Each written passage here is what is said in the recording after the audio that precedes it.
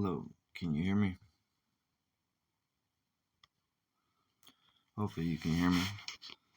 This is the findings from the For 50 Years Polluters Knew PFAS Chemicals Were Dangerous but Hid Risks from Public. And if you can get into your search engine and download this, it's a 719-page document. And it tells about a lot of findings. Like, here's a timeline of when they're beginning to start the studies on mice, studies in the blood, studies on humans, studies on workers, studies on environment, all different things 3M and Dupont were doing, and with the PFAS chemicals and PFOS chemicals, which are highly toxic and actually get into our environment and then get into the soil, and then it spreads farther. So I just want to show you a couple things. So perfluorooctanic acid, that's a PFOS, has been used in laboratories as a protein participant. Qualitatively has been observed to bind to so completely to proteins so that little of the precipitant remains in the filtrate. This is an obvious advantage in chromatography and in various analytical procedures. Exactly what I was talking about earlier. They have these PFASs to bind things together. They're using that to get it into our food and into our bloodstream, because these chemicals don't naturally stay together, but they're using this to keep them together. And this is what's causing disease. And I want to show you a letter from a guy who worked there, and it's his resignation letter, and he's saying in his own words why he quit. And it's really bad because he worked there and he knew what it was, and he tried to get so many times help, and he said all he got was the runaround, and no one ever really wanted to do anything. So this is his resignation letter. Alright, we'll get to that in a minute, but so look at this. This is from Dupont Floral Products. Alright. As we discussed over the telephone recently, we are interested in establishing a corporate policy on medical surveillance for our employees, particularly for the blood monitoring of telemetric acid fluorides, including the PFAS, the perfluorooctane acids, C8. We are concerned about the potential long-term human health effects of these materials, considering they all appear to have long biological half-lives. Your expertise is necessary to assist us in the design, conduct, and interpretation of monitoring programs. So this is them asking for, because they know it's already how toxic it was and the chemical effects that it was having. Probably started noticing a lot of things, so they needed to get it documented. And I'll show you this thing right here is they have epidemiology surveillance report, mortality and cancer incidence surveillance at Washington Works. Okay, they were saying here we go, where was it?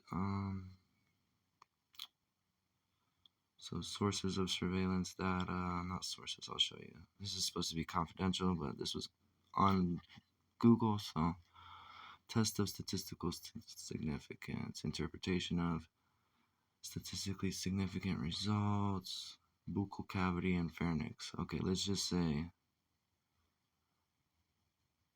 alright, male employees, for instance.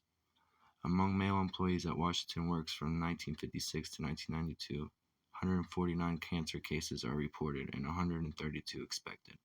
The total observed/expected case ratio is 1.25 for male salary and 1.07 for female wage employees. So buccal and pharynx. Cancers of the buccal or oral cavity and pharynx are statistically significantly elevated among male wage.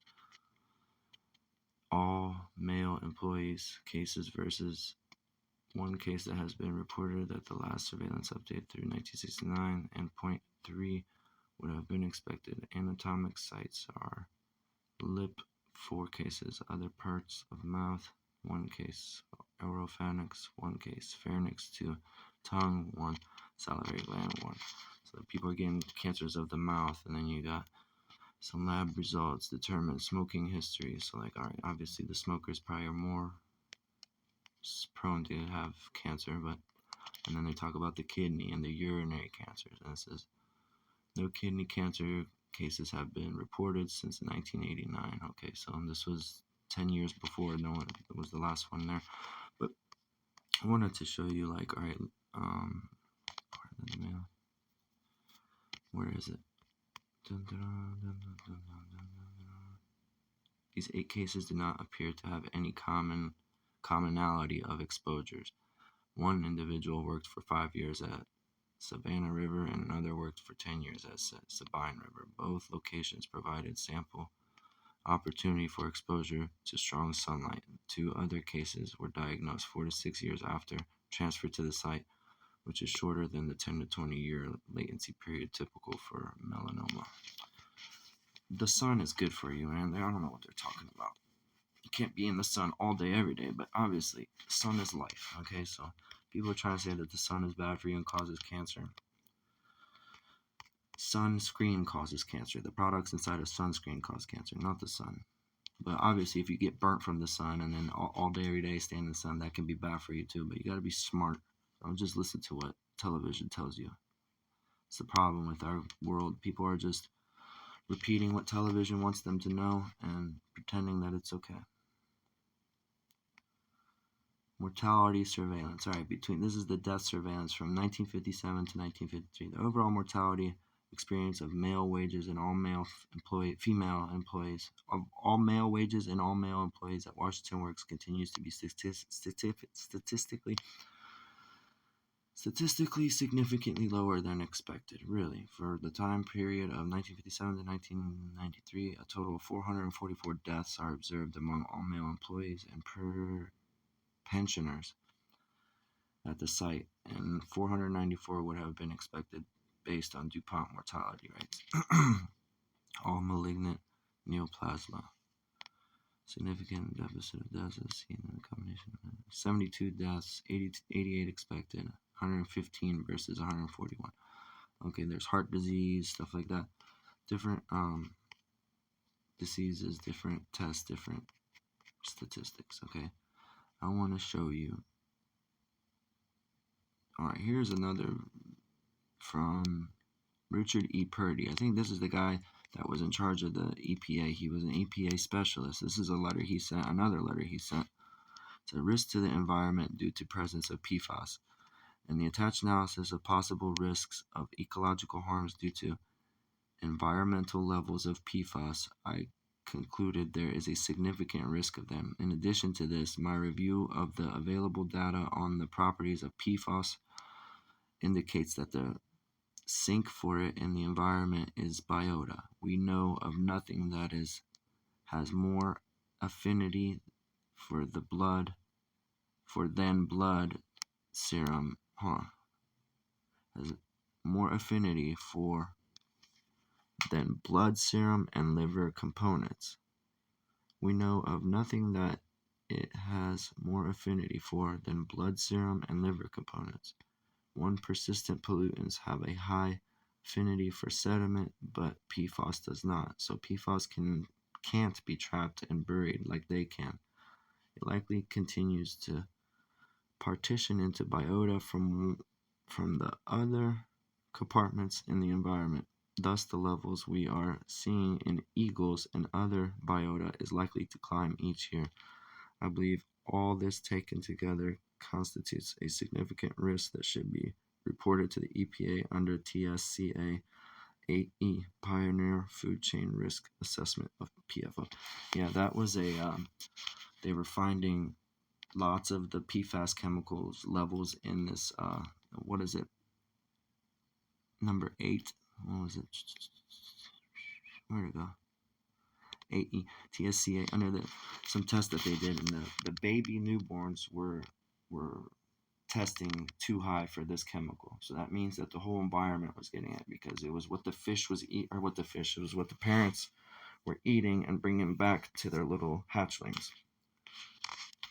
and they reported it wrong. They were just like, yeah, it's all right, here you go. Pioneer risk assessment of adverse effects in marine mammals from PFAS in the food chain. Yeah, exactly. This is from Rich Purdy. It was like PFAS, perfluorooctane sulfonate, was found in 2 of the 3 populations of native, rats. Rats not knowingly exposed to PFAS. The rats had the PFAS in their blood and were fed food that contained fish meal. Incomplete studies indicated that PFAS was in the fish meal, and this coincidence consistent with the observation that fledgling eagles that had predominant that eat predominantly fish contain PFAS in their blood. Yeah, let me repeat that. This is consistent with the observation that fledgling eagles that eat predominantly fish contain PFAS in their blood. So yeah, this is the marine wildlife was getting poisoned. Then the fish are eating it, then the eagle eats the fish. Then the eagle feeds its hatchling, and so on and so forth into the food chain. And how did they? The problem is, when he tried to report this, they made no big deal about it, and they said, this assessment was organized and performed in accordance with the guidance given by the EPA and Guidelines for Ecological Risk Assessment, EPA 630R95002F, April 1998. The process presented in these guidelines is respective. 1, where a risk assessment is uploaded or redone when new information is available. The new information can be generated by other processes, or generation can be driven by the risk assessment. Since the fish appeared to contain PFAS, it seemed prudent. Oh my gosh. See, this stupid ass computer. So yeah, Dupont is evil. They should be like, there's settlements in here that they showed. Like, they gave, like, I don't know, a few $1 million in settlements because they knew that it was poisonous, and they kept doing it because they saved money with their contracts. And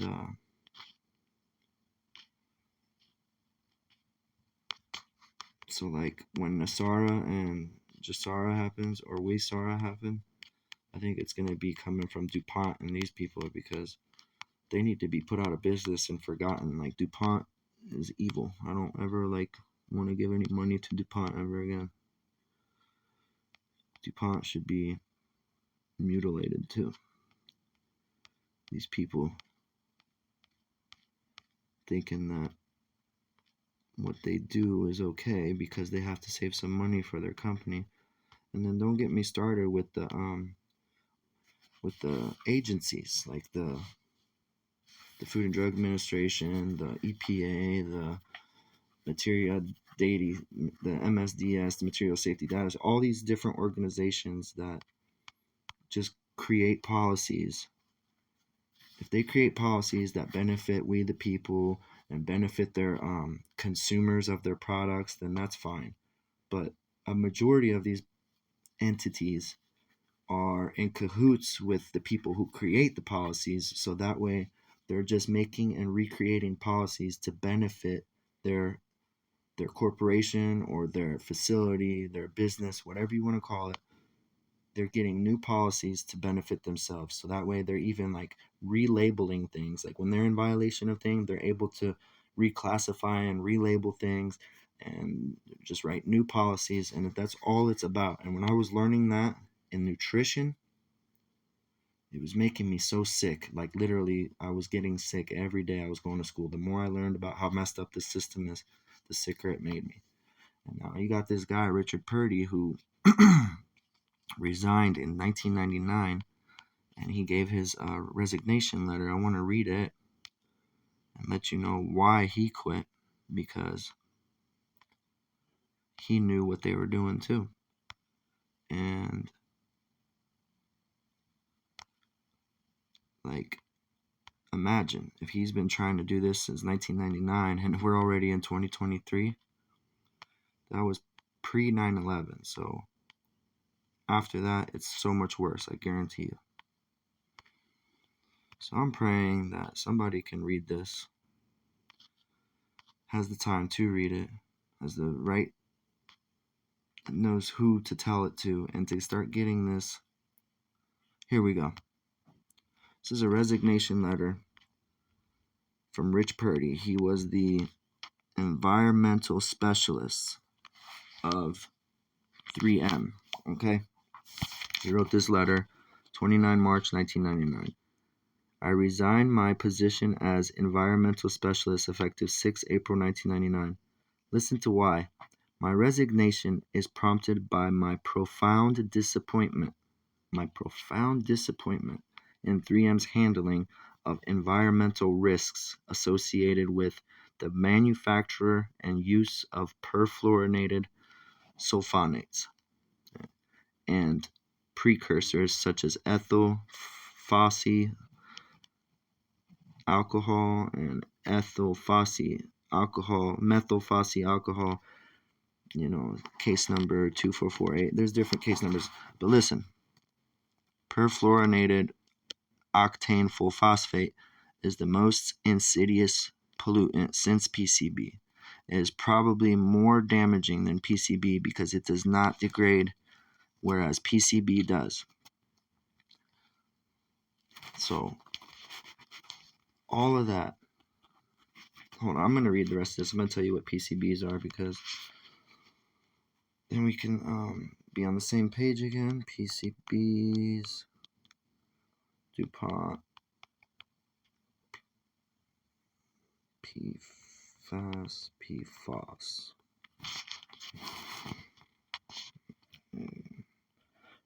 Perfluoroalkyl contaminants. That's PFAS or PFOS.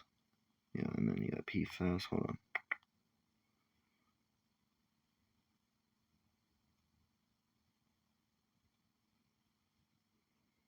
Wow. For decades, Dupont dumped PFAS into the Ohio River in West Virginia, where PCBs underscores the gravity and longevity of the PFAS problem. These sons of bitches. Look at that. Hold on. Are PFAS and PFOS the same thing? Perfluoroalkyl and polyfluoroalkyl substances, PFAS, in a group of man-made chemicals that include perfluorooctane sulfate, PFOS, and perfluorooctane acid, PFOA. These elements have negative effect on the health and those expected and those exposed to them. Yeah, and the environment. Is it still in Teflon? Completely stopped. Alright, good. But hold on. Let's see what DuPont's doing. What are they doing? For decades, polluters knew PFAS chemicals were dangerous but risk harm for public. Yeah, that's the one we're reading right now. But here's the... What's this? Why are DuPont and Chemours still discharging the most notorious chemical? The Big Bang of nationwide forever chemicals crisis was a revolution in 2001 that PFOA toxic compound used to make Teflon uncontaminated drinking water for 70,000 people. Factory in West Virginia, pressure from the environmental agency forced DuPont and other companies to phase out PFOA if they agreed not to use it, and they agreed not to use it after 2015. So why are DuPont and its spin-off company Chemours still discharging it? So it can be in the house. Sent a letter.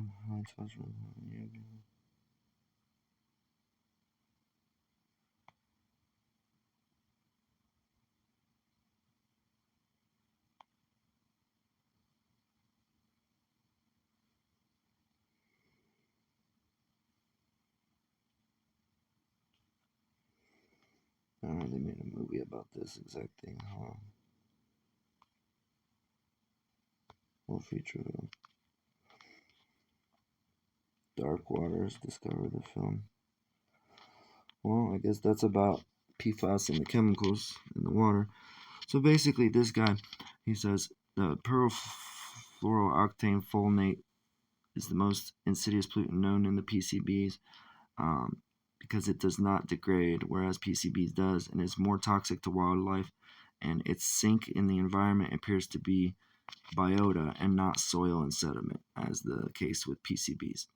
I have worked within the system to learn more about this chemical and make the company aware of the damages associated with its contaminated use, but I have continually met roadblocks, delays, and indecisions for weeks on, and I have received assurance that my samples would be analyzed soon, never to see results. There are always excuses and little is accomplished. I can illustrate with several examples. Then he goes through and he explains different things that were supposed to happen, like toxicology testing never happened. He requested he needed something about very frequent over a 9-month period, a sample of chemical to send out for fate property and exotoxicity testing. Finally, I was provided with that one apparently that the division had already had all along. So they gave him one that was tested a long time ago, but not what he wanted. Then they submitted their TSCA-8E last May, and there was a tremendous concern within the EPA and the country and the world about persistent bioaccumulative chemicals such as PFAS and being exposed to them. Before the submission, we found the PFAS in the blood of eaglets. Eaglets were young enough that only that the food consists of fish caught in remote lakes by their parents. And then this finding indicates a widespread environmental contamination and food chain transfer and probable bioaccumulation and biomagnification. This is a very significant finding that the 8E reporting rule was created to collect. And then 3M chose to report simply that PFAS had been found in the blood of animals, which is true but omits the most significant information. So they didn't even mention that they damaged the whole ecosystem. They just said, yeah, it was found in their food. Just like any other corporation with their policies. They got their wording to where it's just only to benefit them. They don't say too much, they don't say enough. Whatever they have to do is how they do it, and then you got 3M waited too long to tell customers about the widespread dispersal of PFAS in people and the environment. We knew before May of 1998, yet they waited until January of 1999 to mention it. 3M continues to make and sell these chemicals through the company, though the company knows of an ecological risk assessment I did that indicates there's better than 100% probability that perfluorooctane sulfonate is biomagnifying in the food chain and harming sea animals. This chemical is more stable than many rocks, and the chemicals that the company is considering for replacement are just as stable and biologically available. The risk assessment I performed was simple and not worst case. If worst case is used, the probability of harm exceeds over 100,000%. So then 3M told those of us working on the fluorochemical project not to write down our thoughts or have email discussion on issues because of how our speculations could be viewed in a legal discovery process. They had stymied intellectual development on the issue and stifled discussion on the serious ethical implications of decisions. So they weren't allowed to talk about it. They didn't want to turn in anything. They're just, like he said, he was profoundly, what did he say?